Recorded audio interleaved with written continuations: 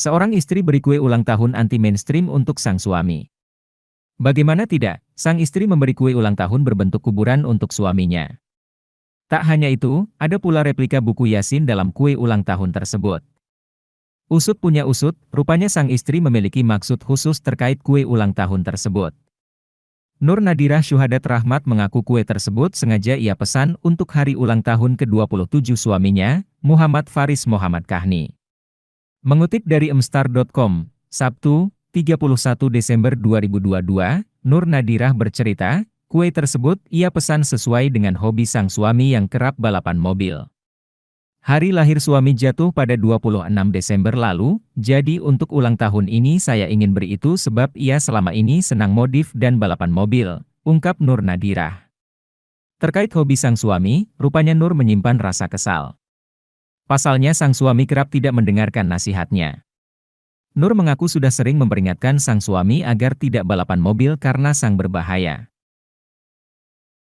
Diakui Nur dirinya juga tidak mengira jika kue yang ia pesan bentuk kuburan akan lebih besar dari hiasan yang lain.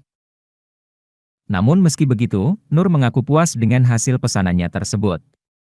Meski dianggap menyeramkan, namun kue tersebut memberi peringatan tersendiri untuk suaminya agar selalu ingat nasib istri dan anak-anaknya.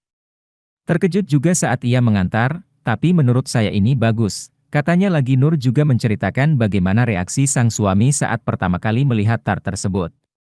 Awalnya suami Nur mengaku terkejut melihat ada kuburan, mobil balap, dan buku Yasin di kue ulang tahunnya. Namun suami Nur menyadari bahwa sang istri hanya berniat baik memberinya teguran untuk lebih berhati-hati demi masa depan mereka. Unggahan Nur di TikTok pun langsung ramai. Tak sedikit netizen yang terhibur dengan kue ulang tahun pesanan Nur untuk suaminya itu. Papa yang soleh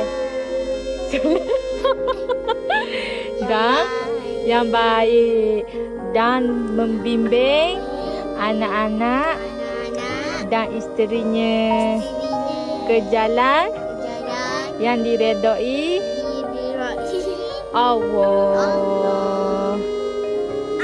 dan menjadi suami yang setia, yang memahami, yang sayang, yang cinta kepada isterinya.